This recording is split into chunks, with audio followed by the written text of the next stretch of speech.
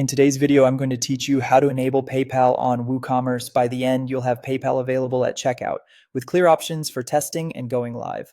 Start by signing into your WordPress admin dashboard in your browser. From the left menu, open plugins and make sure WooCommerce is installed and activated. If you don't see it, click Add New, search for WooCommerce, then install and activate. Having WooCommerce up and running is essential because your payment settings live inside it.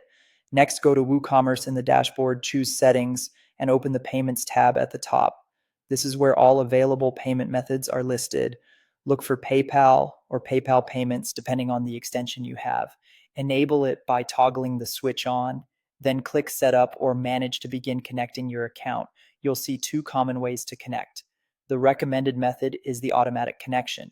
Click the button to connect your PayPal account, log into PayPal when prompted, and grant permission so WooCommerce can process payments on your behalf. Once you approve, you'll be redirected back to WooCommerce and your store will be linked. If you prefer a manual setup, enter your PayPal email address and, if requested, add your PayPal client ID and secret key. These credentials are provided by PayPal and allow secure communication between your store and PayPal. If you want to run test purchases without charging real money, switch on Sandbox mode here.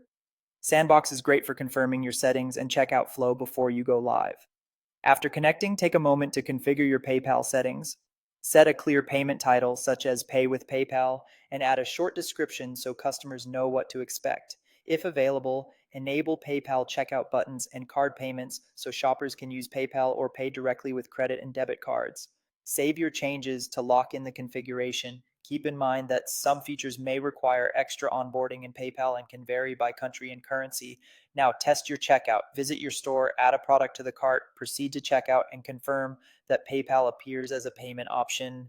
If you enabled Sandbox, complete a test transaction to ensure orders show correctly in WooCommerce and that confirmation emails are sent.